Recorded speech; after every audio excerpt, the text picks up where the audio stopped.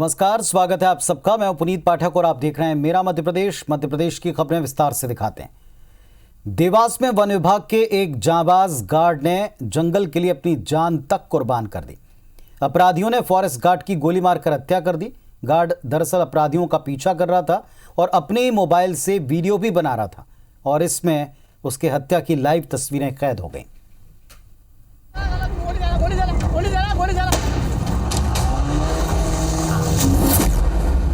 जंगल में मर्डर का live video.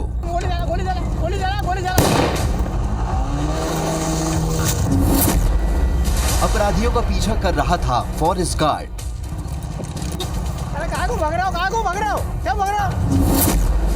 चलती बाइक पर बना रहा था वीडियो। जांबाज गार्ड ने अपराधियों को ललकारा। तभी अपराधियों ने चला दी गोली।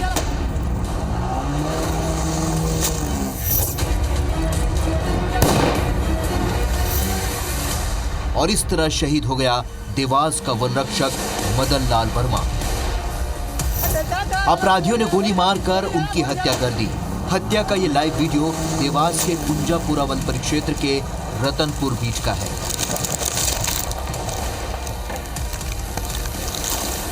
जहां वन विभाग के जांबाज गार्ड मदन लाल वर्मा गुरुवार को ड्यूटी पर थे। इस दौरान वो अपनी बाइक में कुछ अपराधियों का पीछा कर रहे थे, साथ ही अपने मोबाइल से उनका वीडियो बनाने की कोशिश कर रहे थे। गार्ड मदन लाल ने अपराधियों को रुकने के लिए भी कहा, तभी अपराधियों ने उन्हें गोली मार दी, जिससे उनकी मौत हो गई। पुलिस अब मामले की जांच में जुट गई है और आरोपियों तक पहुंचने की कोशिश की जा रही है। के कर्मचारियों की सूचना पर अभी पुलिस थाना उदयनगर में प्रकरण दर्ज किया गया है। हम इसमें इन्वेस्टिगेशन कर रहे हैं। जो भी तथ्य सामने आएंगे उसके हिसाब से आगे इसमें इन्वेस्टिगेशन किया जाएगा। ड्यूटी से नहीं लौटने पर जब गार्ड मदन लाल की सर्चिंग की गई तो उनका शव जंगल में मिला, जिसके बाद उदयनगर के स्वास्थ्य केंद्र में पोस्टमार्टम के बाद वन रक्षक मदन लाल का शव उनके परिजनों को सौंप दिया गया। मदन लाल वर्मा उज्जैन जिले के रहने वाले थे। उनकी उम्र 58 साल थी। उज्जैन में शिप्रा नदी के चक्र तीर्थ घाट पर राजकीय सम्मान के साथ उनका अंतिम संस्कार किया गया। मृतक मदन लाल वर्मा को शहीद का दर्जा दिया गया है। 15 दिन के अंदर मृतक मदन लाल के परिवार को 10 लाख रुपए की आर्थिक मदद और परिवार के एक सदस्य को अनुकंपा नियुक्ति दी जाएगी। हमारे विभाग से इसको जो है शहीद का दर्जा दिया जाएगा और इसको जो है परिवार के किसी एक सदस्य को, जो हमारे वनमंडलाधिकारी हैं, उनके निर्देश से परिवार के एक सदस्य को अनुकंपा नियुक्ति दी जाएगी और 10 लाख रुपए ये इनको शासन के नियमानुसार दी जाएगी। 10 लाख रुपए का इन्हें जो तत्काल इन्हें अनुदान देना है, तो वो अनुदान की कार्रवाई चालू हो गई है और साथ ही इनके परिवार के एक व्यक्ति को अनुकंपा नियुक्ति देने का जो प्रावधान है वो भी तत्काल चालू हो गई है। अगले 15 दिनों में कार्रवाई पूर्ण कर दी जाएगी। हमें पूरी संवेदना है। मध्य प्रदेश में वन कर्मचारी हो या पुलिस, उन पर हमले की ये कोई पहली वारदात नहीं है। देवास में सामने आए इस वीडियो ने एक बार फिर ये बता दिया है कि प्रदेश में अपराधियों के हौसले बुलंद हैं, जिन्हें कुचलने की बहुत जरूरत है। मोनीश वर्मा, IBC 24, देवास। मुख्यमंत्री शिवराज सिंह चौहान मंच से कई बार माफिया बदमाशों को खुलेआम धमका चुके हैं, चेता चुके हैं, मगर बेखौफ रेत माफिया है कि पुलिस पर हमला करने से चूकता नहीं, गुरेज नहीं करता। एक और मामला ग्वालियर में सामने आ गया। पुलिस को चंबल की रेत के अवैध उत्खनन की सूचना मिली। कार्रवाई करने पहुंची पुलिस को देखकर आरोपी ने खुद को घिरता पाया और इसके बाद फायरिंग शुरू कर दी। इस दौरान टीआई सुधीर सिंह कुशवाहा उनके बीच फंस गए। बदमाशों ने टीआई के साथ मारपीट की, ट्रैक्टर से कुचलने का प्रयास किया। जवाब में पुलिस ने भी फायरिंग की और इसके बाद आसपास के थानों से फोर्स मौके पर पहुंची। पुलिस ने घेराबंदी की तो रेत माफिया गाड़ियों को खेतों में दौड़ाकर भाग निकले। रेत से भरे 5 ट्रैक्टर ट्रॉली पुलिस ने जब्त किए हैं। इसके अलावा 6 बदमाशों को गिरफ्तार कर 2 कट्टे और काफी मात्रा में कारतूस बरामद किए हैं। इस संबंध में जिला प्रशासन से ही बात हुई है और एसपी साहब मुरैना से भी चर्चा हुई है। तो ये जो रेत ग्वालियर में आती है, इसको लेके जैसा मैंने बताया, दोनों तरह की समस्याएं रहती हैं। ये ट्रैक्टर बड़ा बेलगाम तरीके से चलते हैं, इनसे दुर्घटनाओं की भी आशंका है और रेत भी अवैध है। तो ये जॉइंट ऑपरेशन आगे चल के दोनों जिलों के उससे चलाया जाएगा। 5 ट्रैक्टर जब्त किए गए हैं और 2 कट्टे भी जब्त हुए हैं, 6 जिंदा राउंड जब्त हुए हैं और शेष आरोपियों की 6 आरोपी हैं इसमें और बाकी आरोपियों की तलाश की जा रही है और रेत माफियाओं के विरुद्ध एक बड़ी कार्रवाई रहेगी। ग्वालियर से एक बड़ी खबर है। अवैध रेत खनन को लेकर के हाईकोर्ट सख्त हो गया है। ग्वालियर चंबल संभाग में रेत माफिया पर ये सख्ती दिखी है। मुरैना कलेक्टर से 2 सप्ताह में इस बाबत जवाब मांगा है। सीजे मुरैना की रिपोर्ट तलब करने की बात सामने आई। रेत माफिया से जुड़े दस्तावेज पेश करने को कहा गया। कांस्टेबल को गोली मारने से जुड़े दस्तावेज भी मांगे हैं। तो ग्वालियर चंबल संभाग में रेत माफिया जो बेलगाम होता दिख रहा है, इस पर हाईकोर्ट सख्त है। मुरैना कलेक्टर से 2 हफ्ते में इस पर जवाब मांगा है।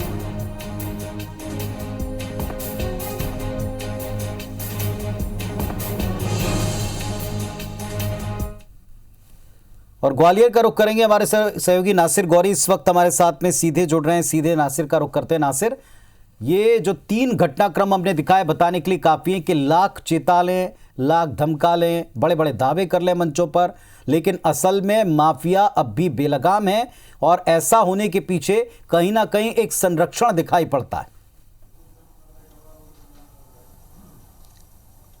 बिल्कुल जाहिर सी बात है, क्योंकि जिस तरह की बात घटनाएं जो सामने आ रही हैं, चाहे देवास की घटना हो या फिर मुरैना की घटना हो या ग्वालियर की घटना हो या फिर दतिया की घटनाएं, लगातार घटनाएं बढ़ती जा रही हो। आज सुबह तो बड़ी एक कहा जा सकता है कि एक बड़ी घटना होते होते बच गई, क्योंकि जिस तरह से जो ग्वालियर पुलिस थी उसने अवैध जो रेत थी उसको ले जा रहे थे लोग, उनको पकड़ने की कोशिश की माफियाओं को, उन्होंने फायर कर दी और लाइव तस्वीरें उसकी सामने आई।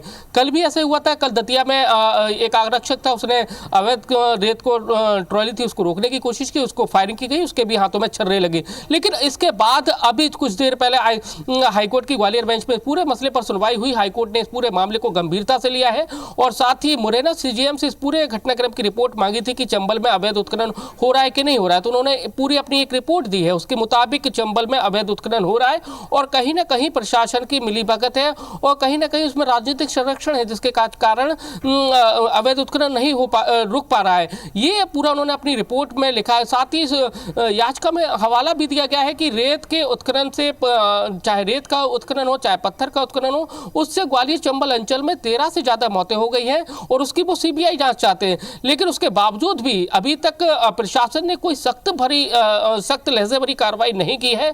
इतने लोग की जान गंवा चुके हैं। लेकिन अब हाईकोर्ट ने कहा है कि इस पूरे घटनाक्रम पर मुरैना कलेक्टर 2 सप्ताह में अपना एफिडेविट के साथ हाईकोर्ट की ग्वालियर बेंच में अपना जवाब पेश करें और उसके बाद कहीं ना कहीं जो अवैध उत्खनन को लेकर जो कार्रवाई की जा रही है, अब तक क्या कार्रवाई की गई उनके द्वारा, वो सारी रिपोर्ट है वो भी पेश करें। लेकिन जिस तरह की जो देवास में घटना सामने आई वो वाकई चौंकाने वाली है, क्योंकि लगातार जो चाहे रेत के क्षेत्र में काम करने वाले लोग हो या वन के क्षेत्र में वन माफिया हो, फॉरेस्ट के क्षेत्र में काम करने वाले माफिया, वो सभी लोग लगातार हावी हैं। भले ही राजनीतिक मंच हो या गवर्नमेंट का मंच हो, उस पर राजनीतिक जो लोग हैं, चाहे मुख्यमंत्री शिवराज सिंह चौहान माफियाओं के खिलाफ कार्रवाई करने की बात कर रहे हैं, लेकिन जमीनी हकीकत जो दिखाई दे रही है, अगर आज की हम तस्वीर देखें तो लगातार जिस तरह की जो तस्वीरें अवैध उत्खनन के मामले को देखने को मिली या फॉरेस्ट के क्षेत्र में देखने को मामले को मिली, लगातार ये कार्रवाइयां रुकने का नाम नहीं ले रही हैं। लगातार इस तरह के हमले जो माफियाओं के द्वारा है पुलिस पर, फॉरेस्ट की टीम पर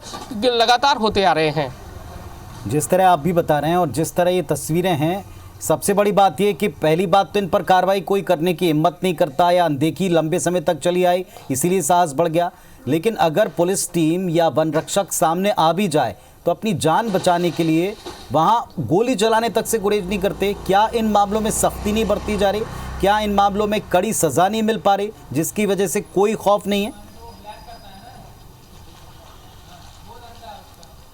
बिल्कुल जाहिर सी बात है, जिस तरह के जो आंकड़े मैंने अगर ग्वालियर चंबल संभाग के बताए तो ये भी एक बड़े चौंकाने वाले, इतनी बड़ी मौतें हो जाती हैं उसके बाद भी कोई बड़ा एक्शन नहीं हो पाता। यानी कि माफियाओं को एक मैसेज कन्वे नहीं हो पाता कि अगर तुमने अवैध उत्खनन करा या फॉरेस्ट के क्षेत्र में कोई बड़ी माफिया की कार्रवाई की, मतलब जो जंगली जानवर है और जो सुरक्षित है उनको मारने की कोशिश करी या कुछ करा, तो आपके ऊपर बड़ी कार्रवाई की जा सकती है। जब तक कोई बड़ा मैसेज नहीं दिया जाएगा तो शायद माफियाओं पर अंकुश नहीं लग पाएगा, क्योंकि ये एक बड़ा आंकड़ा है, 13 लोगों की जान चली जाती है, वो भी अवैध उत्खनन को रोकने में। और सबसे बड़ी बात है कि अब ये 13 जानों में से एक आईपीएस की भी जान है। नरेंद्र सिंह है, एक आईपीएस थे, मुरैना में उन्होंने जो पत्थर की जो ट्रॉली थी अवैध उत्खनन करके लेके आई जा रही थी, उसको रोकने की कोशिश की तो ट्रैक्टर चालक ने उनके ऊपर ट्रैक्टर चला दिया, यानी कि एक आईपीएस के ऊपर ट्रैक्टर चला दिया गया। इससे पहले भी कई बड़ी घटनाएं हो चुकी। तो सवाल इतना है कि एक आईपीएस तक को मार दिया जाता है और कई फॉरेस्ट के लोग हैं, चाहे पुलिस के लोग हैं, उनको मार दिया जाता है,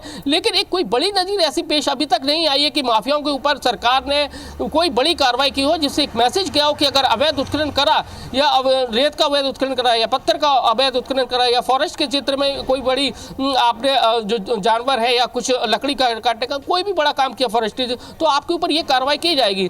भले ही नियम कायदे बहुत कुछ बने हुए हैं, लेकिन जिस तरह से जो कार्रवाई होना चाहिए शायद एक मैसेज के रूप में वो नहीं हो पाई, और जिसके कारण लगातार जो माफियाओं के जो हौसले हैं वो बुलंद हैं और लगातार इस तरह की घटनाएं हमें हर रोज दिखाई देती हैं।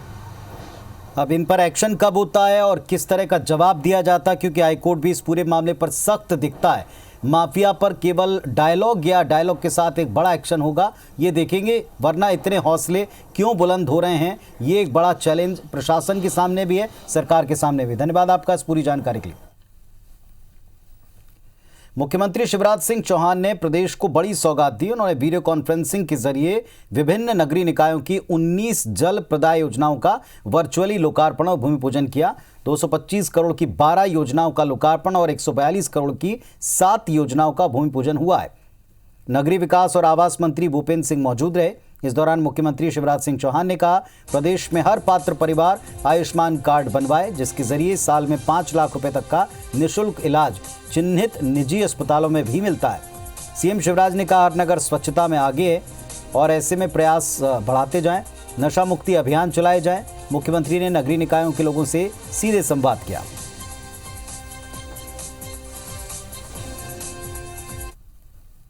कांग्रेस नेता और पूर्व कृषि मंत्री सचिन यादव के चंदा मांगते वीडियो वायरल होने पर अब सियासत गर्मा गई। कैबिनेट मंत्री विश्वास सारंग ने निशाना साधते हुए कहा कि जो कांग्रेस श्री राम मंदिर निर्माण के लिए धन संग्रहण पर सवाल उठा रही थी, उसी के पार्टी के नेता हम नगद में चंदा क्यों जुटा रहे हैं। विश्वास सारंग ने कहा कि इस संबंध में कांग्रेस को स्पष्टीकरण देना चाहिए। सारंग ने कहा कि हम लोग चेक के माध्यम से धन संग्रह कर रहे हैं, अब इस अभियान से सचिन यादव भी जुड़ रहे हैं तो उनका जीवन सुधरेगा। वहीं पूर्व मंत्री सचिन यादव ने इस पर प्रतिक्रिया देते हुए कहा कि राम हमारी श्रद्धा और आस्था में है, इसलिए राम मंदिर निर्माण के लिए सहभागिता के नाम से एक महाअभियान की शुरुआत उन्होंने खुद की है।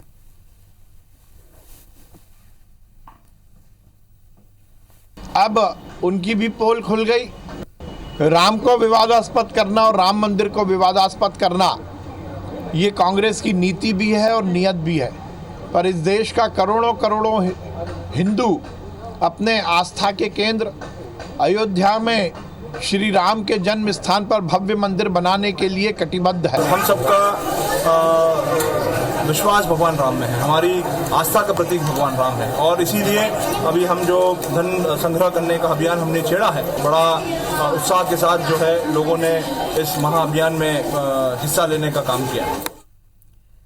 जबलपुर पहुंचे शंकराचार्य स्वामी स्वरूपानंद सरस्वती ने एक देश एक कानून को देश की जरूरत बताया। उन्होंने मुस्लिम पर्सनल लॉ को खत्म करने पर जोर देते हुए कहा कि 4 शादियां करने पर सजा मिलनी चाहिए।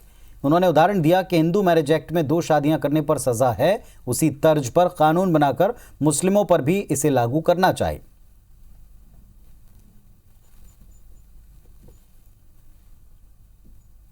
जैसे आपने हिंदू को एक स्त्री के रहते दूसरे विवाह से रोक दिया है, वैसे उसको रोक दीजिए। कोई भी मुसलमान एक बीवी के रहते दूसरा विवाह न करे, वो करे तो उसको उसी तरह सजा हो 7 साल की जैसे कि हिंदू को होती। चलिए अब देखते हैं बिग न्यूज।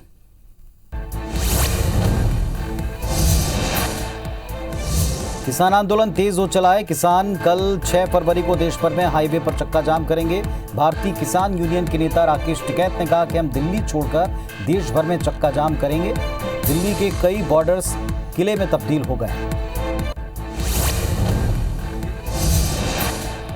चुनाव आयोग ने 5 राज्यों में चुनाव करवाने को लेकर 12 फरवरी को बैठक का ऐलान किया। बैठक के बाद पश्चिम बंगाल विधानसभा चुनाव का ऐलान फरवरी माह के मध्य तक हो सकता है। चुनाव आयोग ने 12 फरवरी से चुनाव की तैयारियों को लेकर अधिकारियों की विशेष बैठक बुलाई। अनुमान है कि पश्चिम बंगाल विधानसभा चुनाव 7 से 9 चरणों में होगा।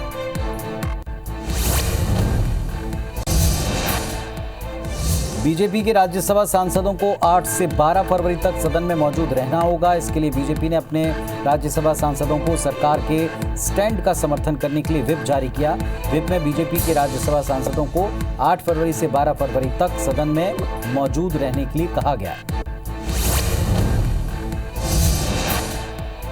भारतीय रिजर्व बैंक ने नई क्रेडिट पॉलिसी का ऐलान कर दिया। आरबीआई ने इस बार भी ब्याज दर में कोई बदलाव नहीं किया। रेपो रेट 4% पर बरकरार है। रिवर्स रेपो रेट 3.35% पर स्थिर है। आरबीआई गवर्नर शक्तिकांत दास ने प्रेस कॉन्फ्रेंस की और इसकी घोषणा की। मौद्रिक नीति समिति की बैठक 3 से 5 फरवरी को हुई। बैठक में नीतिगत दरों को 4% पर यथावत रखने का फैसला किया गया है।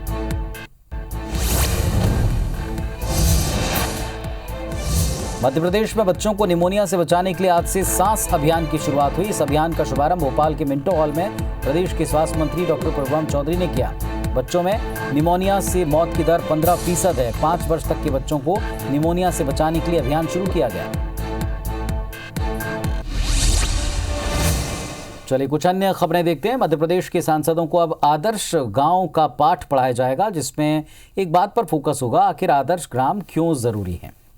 लोकसभा और राज्यसभा सांसदों को एक दिन की ट्रेनिंग देने की जिम्मेदारी महात्मा गांधी ग्रामीण विकास और पंचायत संस्थान को दी गई। इस एक दिन की ट्रेनिंग का समय देने के लिए संस्थान की तरफ से कॉल करके सांसदों से वक्त मांगा जा रहा है। संस्थान 16 से 28 फरवरी के बीच ये ट्रेनिंग आयोजित कर सकता है, लेकिन वो दिन कौन सा होगा ये सांसद खुद तय करेंगे। इस ट्रेनिंग पर जोर इसलिए दिया जा रहा है क्योंकि प्रधानमंत्री नरेंद्र मोदी के इस ड्रीम प्रोजेक्ट आदर्श ग्राम योजना में प्रदेश के सांसदों ने पिछले साल दिलचस्पी नहीं दिखाई। लोकसभा राज्यसभा के 40 में से 6 सांसदों ने ही आदर्श ग्राम के लिए गांव को गोद लिया।